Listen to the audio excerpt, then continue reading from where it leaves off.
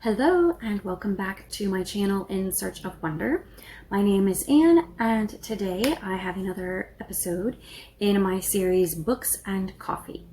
My first one in this series last week, I believe, was the Regency era novels, both set in Regency times and written in Regency times. And today, in honor of Victober, this being the first full week of October, and Victober being a huge readathon, well, okay, not everybody, but many people participating in this month, I thought that I would do one about Victorian. So let's get started.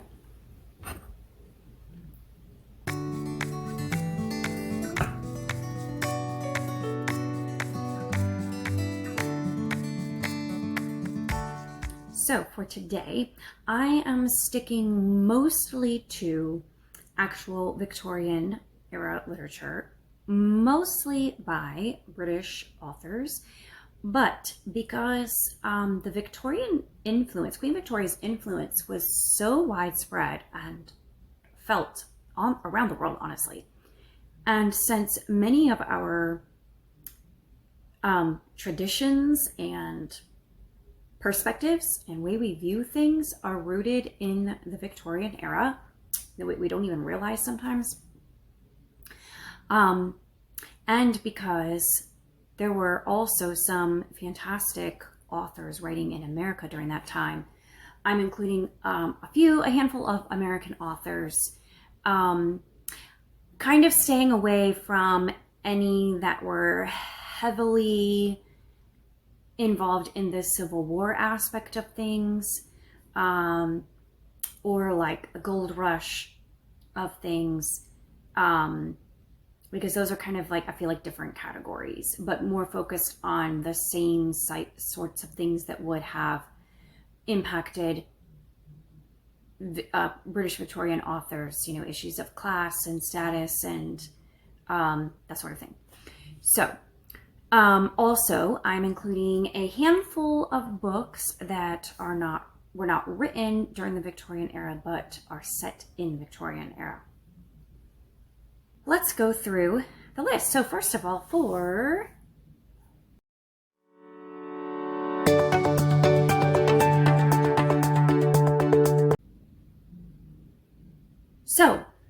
instant reads, which are easy, very accessible reads, maybe shorter reads, maybe just more fun in general, I feel like there are three categories that really apply here. So if you're new to Victorian literature or if you're new to classics, these three categories can get your foot in the door. So first of all, poetry. Some poetry is more accessible than others. So I have a couple good ones that I want to mention. And then, because honestly, I'm not very good with poetry myself, but I do like to read a good poem. So I have some suggestions for that. And also children's literature, starting in the Victorian time and moving onward, some really fantastic classic children's literature. So I have one mentioned for that. And then also plays are a great option because they are short and mostly dialogue, so really interesting to read and easy to read. So for those suggestions, starting with poetry, this one I read this year and earlier this year and absolutely loved it. I loved the imagery. I loved the allusions and references to other well-known works of poetry and literature. And I also love this edition with the artwork and the illustrations. And you see it kind of has like a children's book quality to it. It's not really a children's story, but it's very readable. And even if kids don't, understand all of what's happening in the story and the ideas, they would love the flow of the language. And if you have ever read or watched Anne of Green Gables, then certain phrases from this poem will be very familiar to you. For example, There she weaves by night and day a magic web with colors gay. She has heard a whisper say, a curse is on her if she stay to look down to Camelot. So, really beautiful poem and short, easy read. Another poem that I love is by Edgar Allan Poe. My favorite poem of all time. I've loved this since I was a little girl, and it's called The Bells. I think it appeals to my musical soul, I guess. And I listened to a whole bunch of YouTube videos the other day of people reading this poem. And okay, I'm not going to say that they're wrong because I am far from a poetry expert. I actually feel like I know very little about poetry. But this one is so musical, and it has a beat that has to keep going with you read it, with the way the words flow. And maybe that's not how you're really supposed to read it, but that is how I hear it in my head. And to me, it sounds way better than the readings that I've heard other people read that don't put it in a beat. And especially when you get to the repetitive words, the bells, that's just how I feel. So in my head, when I read it, I hear like this whole like percussion band behind the words, like playing bells and playing rhythms, you know, offsetting the rhythm of the words in here, and it sounds really cool. So I'm gonna read, bear with me, you can skip ahead if you don't like this, but I love this poem, so I wanna read it, and I'm gonna read it my way, which might be the wrong way, but I love it, so here we go. The Bells by Edgar Allan Poe. Hear the sledges with the bells, silver bells. What a world of merriment their melody foretells, how they tinkle, tinkle, tinkle in the icy air of night, while the stars that oversprinkle all the heavens seem to twinkle with the crystalline delight, keeping time, time, time in a sort of runic rhyme to the tintinnabulation that so musically wells from the bells, bells, bells, bells, bells, bells, bells, from the jingling and the tinkling of the bells. Hear the mellow wedding bells, golden bells. What a world of happiness their harmony foretells through the balmy air of night, how they ring out their delight from the molten golden notes and all in tune. What a liquid ditty floats to the turtle dove that listens while she gloats on the moon.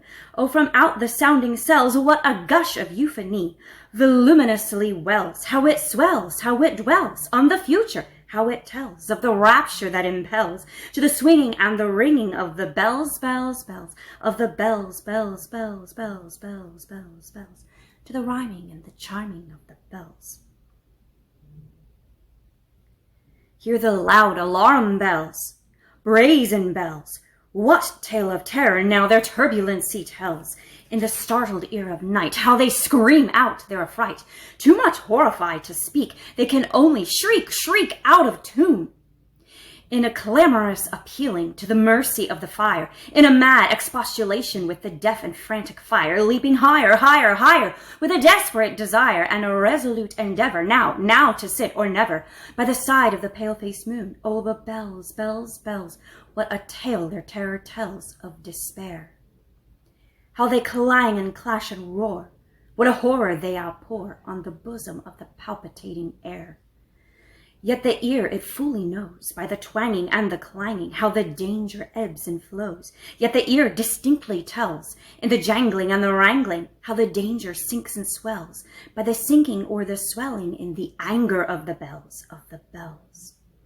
Of the bells, bells, bells, bells, bells, bells, bells, in the clamor and the clangor of the bells. Hear the tolling of the bells, iron bells. What a world of solemn thought their monody compels. In the silence of the night, how we shiver with affright at the melancholy meaning of the tone. For every sound that floats from the rust within their throats is a groan. And the people, the people, they that dwell up in the steeple all alone, and who tolling, tolling, tolling in that muffled monotone, feel a glory in so rolling on the human heart a stone. They are neither man nor woman, they are neither brute nor human, they are gulls. And their king it is who tolls, and he rolls, rolls, rolls, rolls a paean from the bells, and his merry bosom swells with the paean of the bells, and he dances and he yells, keeping time, time, time in a sort of runic rhyme to the paean of the bells, keeping time, time, time in a sort of runic rhyme to the throbbing of the bells, bells, bells, to the sobbing of the bells, bells, bells. Keeping time, time, time, as he knells, knells, knells, in a happy runic rhyme, to the tolling of the bells, bells, bells, to the tolling of the bells, bells, bells, bells, bells, bells, to the moaning and the groaning of the bells. The end. That's how I hear that in my head. That's how I like it. So, like it or not, there you go. 2 accessible, very accessible poems. I just love, I mean, there's imagery and there's meaning and there's a lot of stuff to unpack in that poem, but just the sound of it is like, so satisfactory. And that word, the tintinnabulation, I just want to say it all day long, tintinnabulation. Anyways, children's literature is another one that is really good to read, an easy read, a fun read. And I am not exaggerating or kidding when I say that I read Alice's Adventures in Wonderland in 2 hours. It was such an easy and fun read, and the story itself straight up is just an interesting fantasy, fairy tale, otherworld sort of story. But then also, if you want to dig a little deeper, there's a lot of symbolism and imagery, and you could, imagine a lot of things in there. You could imagine things in there that Lewis Carroll probably didn't have in mind. You can go as deep as you want. You can go down that rabbit hole pretty far. But as a story, a basic story, it's just fun to read. So, and a quick one. So there's that one. And plays, in particular, I have enjoyed Oscar Wilde. The Importance of Being Earnest is one that I really have enjoyed by him. I've read it a few times. I've seen the play, which is so fun if you ever get a chance to see it performed. It's just funny, zany characters, amusing, sparkling dialogue. When people say, sparkling dialogue, that's definitely a feature of this play. The movie is good too. I enjoyed the movie. I've seen it a couple times. It's been a while, but just a fun story. All right, and then for non-actual Victorian authors, but some books set in Victorian times, a couple of authors that I have enjoyed are Esther Hatch, who writes clean, I think she writes under the Proper Romance imprint, I think. And hers are set, or at least many of hers, the ones I've read, let's put it that way, are set in Victorian times. For me, a little bit hit or miss. One of her books kind of fell really, really flat for me, but others I've really enjoyed. A Proper Scandal, I think, was one that was probably the one by her that would be my favorite. So then Michelle Griep, who I mentioned in my video about Regency novels, she also writes Victorian ones. She has a Christmas series called Once Upon a Dickens Christmas or something like that, that I really enjoyed. Especially, it's like a trilogy, and the first 2 in that I really liked. So that's a good series by her. She has some others that are set in Victorian times, but that particular one was my favorite. I feel like it really captured the feeling of Victorian times, and had the echo of Victorian literature in the story. So that was a good one. So that's for the instant coffee reads. How about now some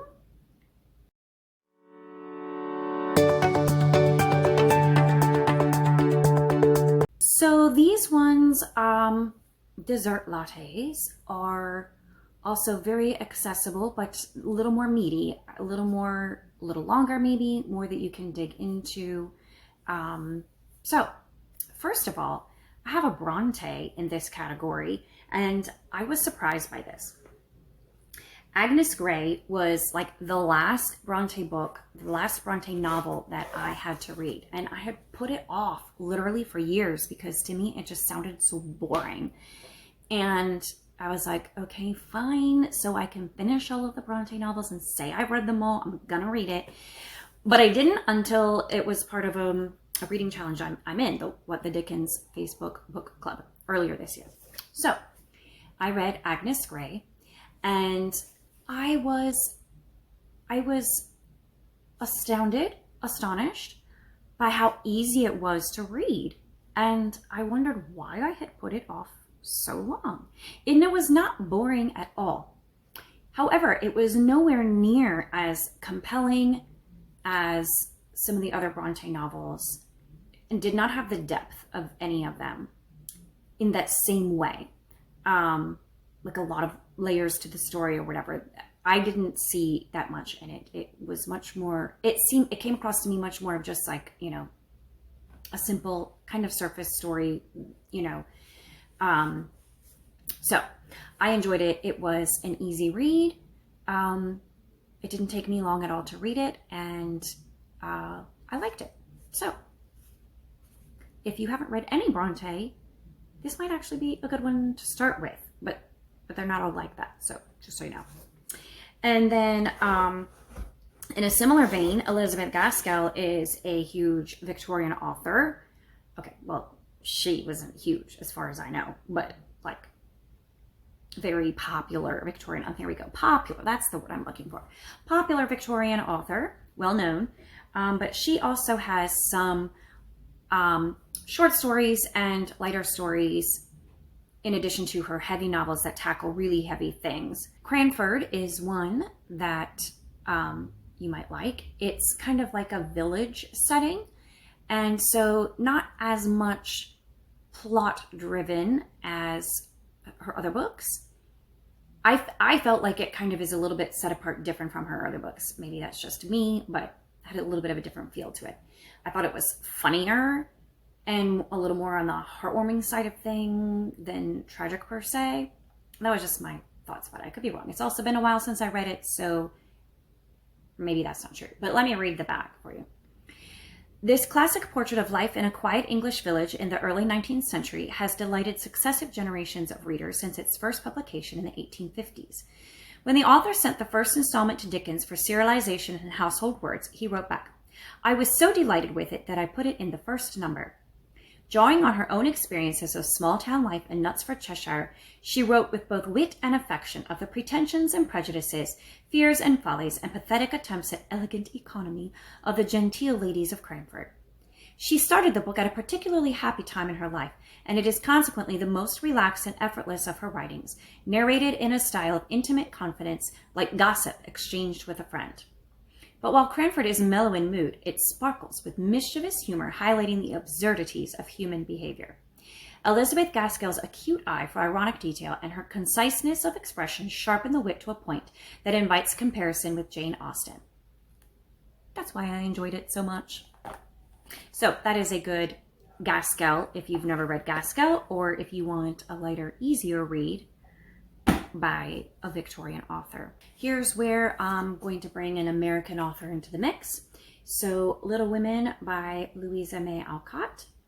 And so this is set during the time of the Civil War, and the dad is away at war and everything, and it impacts the story. But the actual novel itself is not so much concerned with the war as it is with the family and social issues of the day, like taking care of the poor, and also it touches on philosophical movements and religious movements in America at the time, transcendentalism, etc. And it even has, Jo being basically the main character, has a little bit of like a feminist aspect to it, if you want to read it that way. So it's much more Victorian in that respect. Unlike, say, Uncle Tom's Cabin by Harriet Beecher Stowe, it's not exclusively focused on the issues in America at the time surrounding the Civil War and slavery, etc., and all that. So that's why I include it in this list. And it's long, incredibly long, but so enjoyable. And most of us are familiar with the story. We've watched the movies, and we may have read abridged versions or heard, the basic storyline.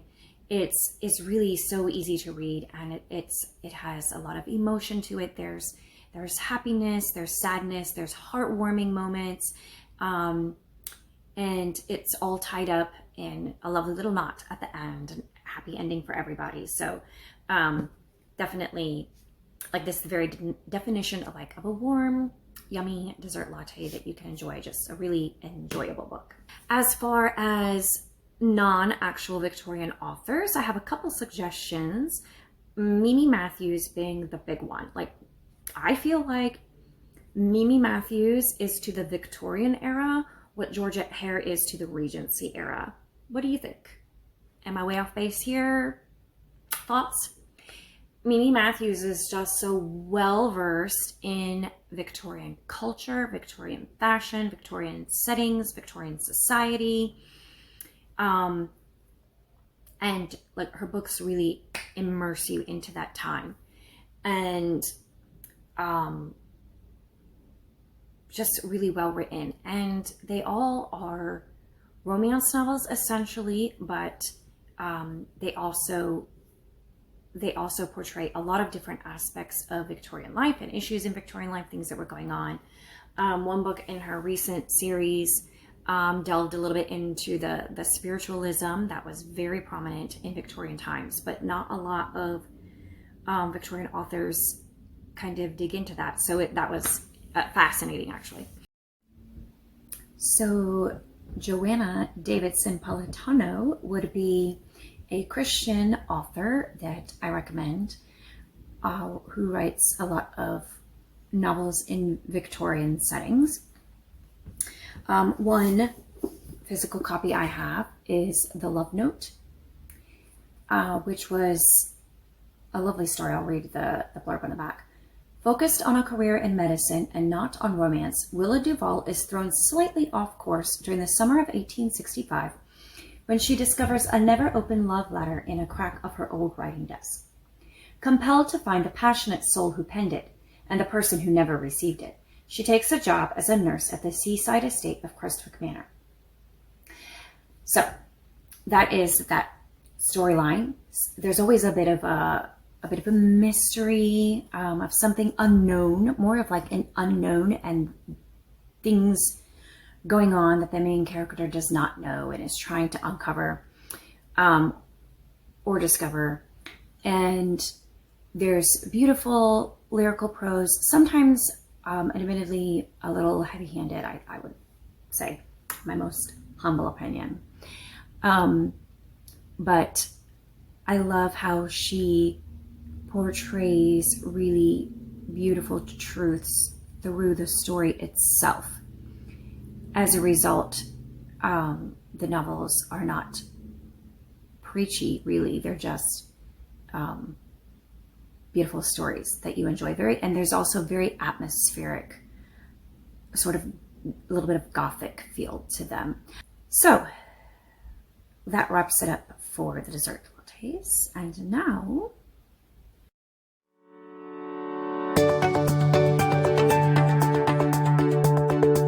so for cappuccinos, we're moving away from the sweeter, lighter options to things that are a little more depth to them, a little more flavor. So we have, by Gaskell, we have maybe one of her most famous novels, North and South. I'm sorry, I have no idea what that is. You may have seen the BBC movie episodes series of that, which was very good. A lot of people are familiar with that.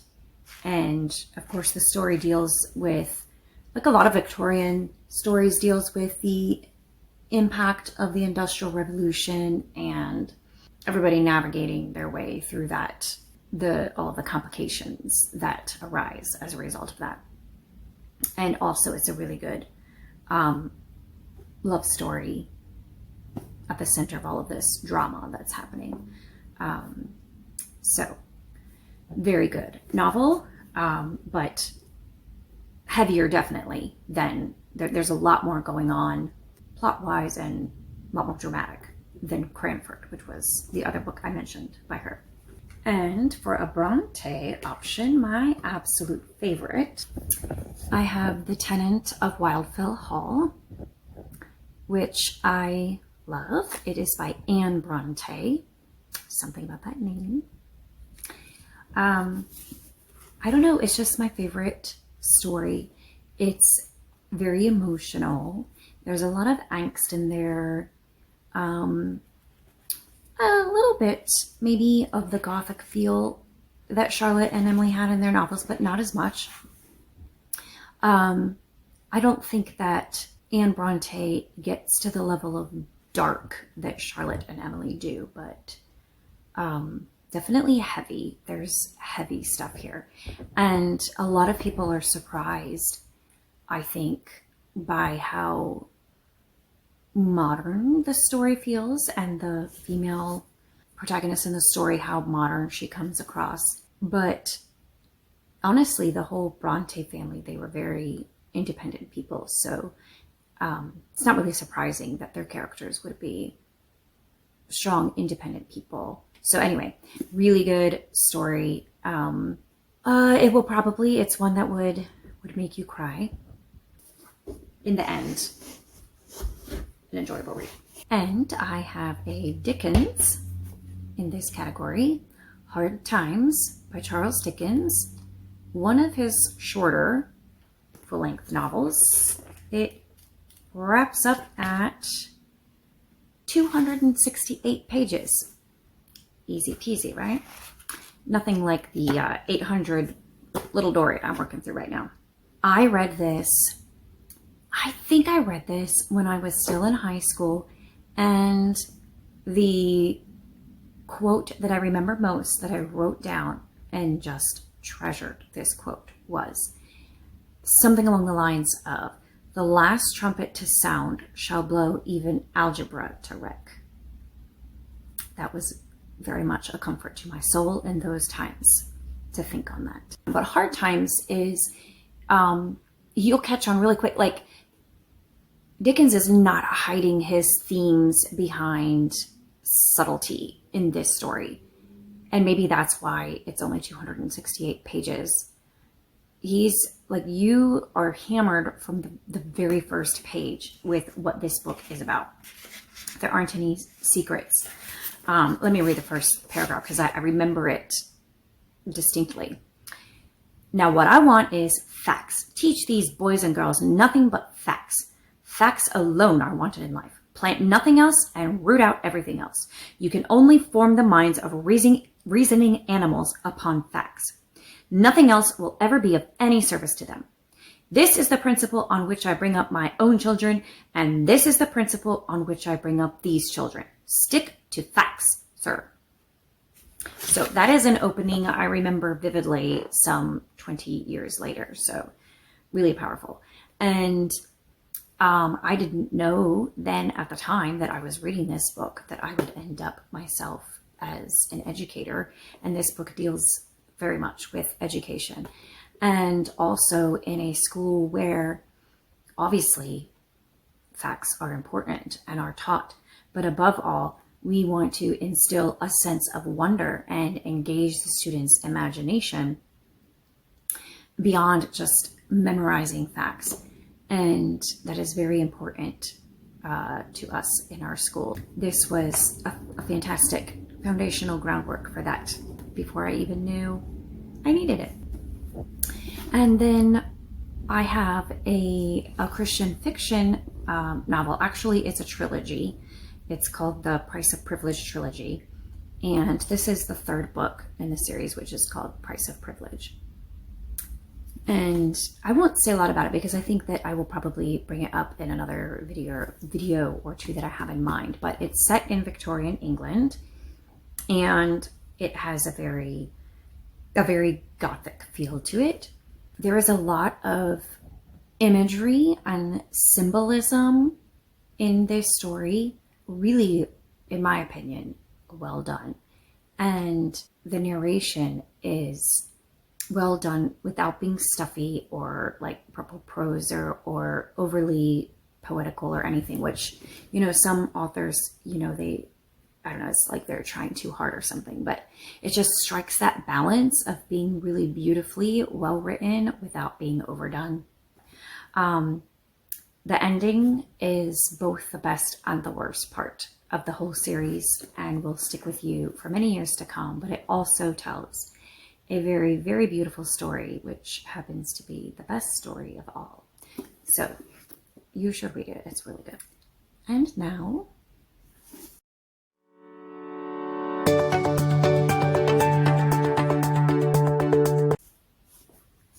for Americano, which is, classic, basic, solid.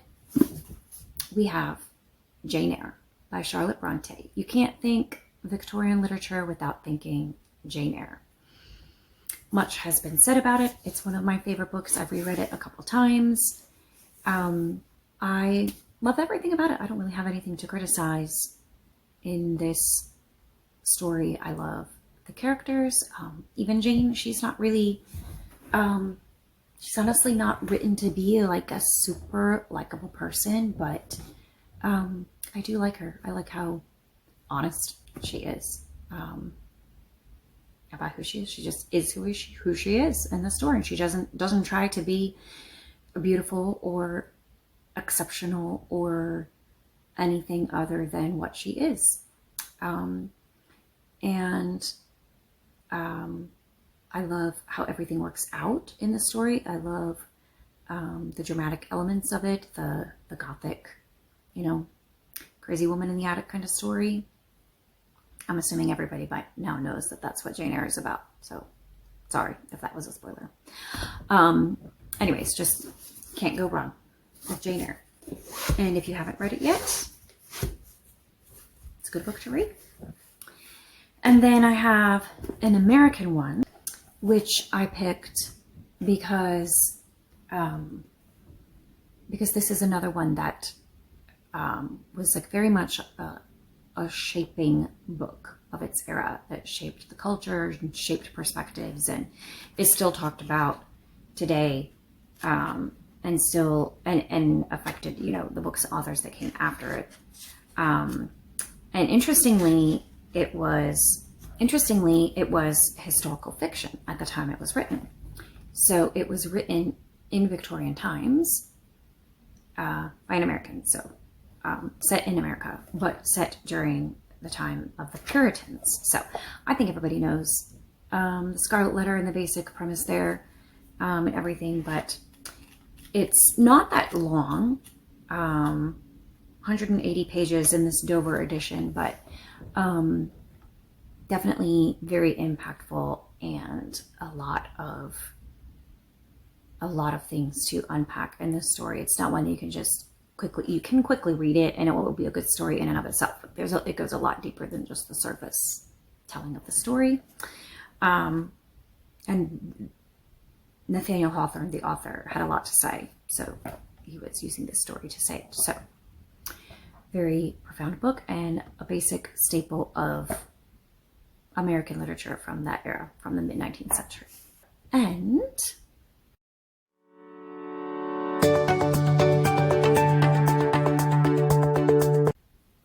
here we come to the books that maybe are a little bit less approachable and maybe not as well known, maybe requiring a little bit of different sort of taste to them or a little more effort to appreciate them, or maybe a little more guidance to appreciate them, which is where I fall here. So this is The Turn of the Screw, which is a short story by Henry James. So this is a collection of his short stories. And The Turn of the Screw is the first one in this book. And I read it about a year ago. And I have to say, when I first finished reading it and I closed the book, I was like, what just happened there? Like, I don't understand at all. So I had to go get some help.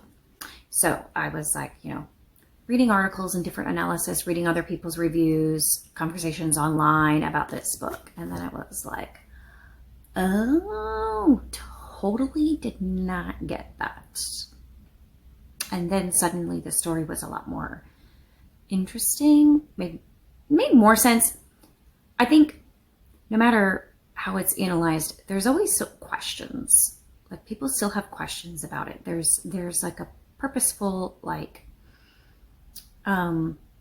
confusion and possibly unreliable narrator situation going on, that kind of stuff. So all of it makes for a very intriguing, interesting sort of story that's going to stick with you. So whether you like it or not, it's going to stick with you and give you things to think about. And most recently, I read Phantastes by George MacDonald, and I included my thoughts about that in my recent wrap-up video.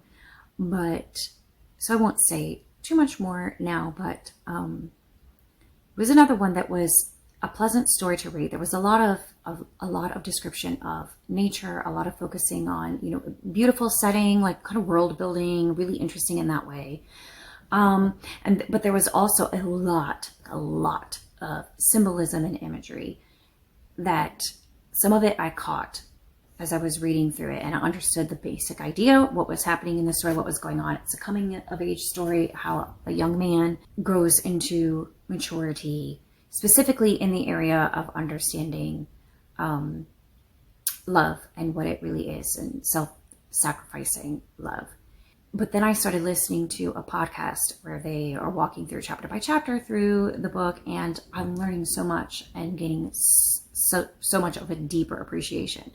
They have mentioned symbols and references to literature that came previously before this book, like the Fairy Queen and other ones that I didn't necessarily catch at first on my read through, and just opened up whole new doors of meaning for this book and gave me a much deeper appreciation for it than I already had. So, and sometimes some of these books, you need like a little help from people who understand the language and the context that the book was written in, so that you can know what it's talking about. And of course, another Bronte, Villette by Charlotte Bronte. Now, a lot of people know Jane Eyre by Charlotte Bronte, and they've read Jane Eyre, but she had several other books, none of which are as well known. Many literary critics say this was her very best. Maybe not. I'm not enough of a literary critic to know. But it got a bit of a slow start for me, but once I was in about a third, then I was really invested in the story and wanted to find out what was happening to the main character here. And the ending packs a bit of a punch. And also, kind of like the turn of the screw, leaves you with some questions. So it's not really conclusive. The ending is not. But it kind of sticks with you for that reason. And a Dickens, which, you know, honestly, we could throw, there are so many other books that we could throw into these categories. I'm just mentioning the ones that have stuck out to me, and the ones that I have personally read and enjoyed. There's only one exception on this video. I've read all of these, and these are my personal feelings about these books. But so you could put a lot more in here. You could probably put a lot of Dickens in these last few categories, but I'm going to put Bleak House here simply because of the size. It's a really long one, and I don't seem to have a physical copy. I guess I must have read, I know I read a physical copy, but I must have borrowed it from the library or something. But it's a very complex story. It has a lot of characters, and there's one basic plot idea going on, but there's a lot going on. All of the threads get really tangled, and it's just really long.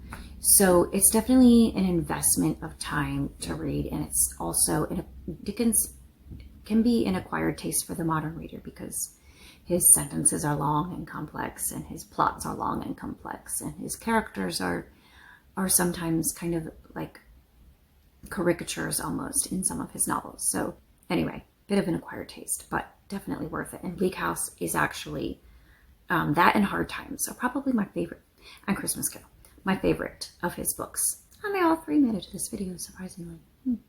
And finally,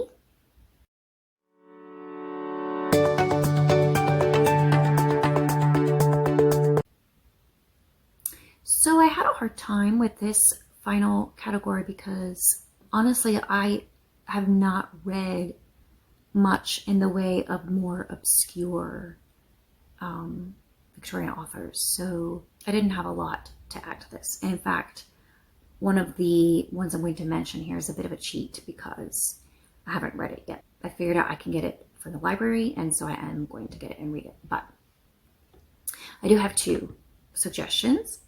One is the only Bronte that I personally don't really like at all. So The Professor is not my favorite, so you could probably put The Professor in here. The Professor by Charlotte Bronte is kind of like the story of Latte, but from a different perspective, except not really. But there are some distinct similarities. But the one I'm thinking of right now is Wuthering Heights. And this is like a love it or hate it. I can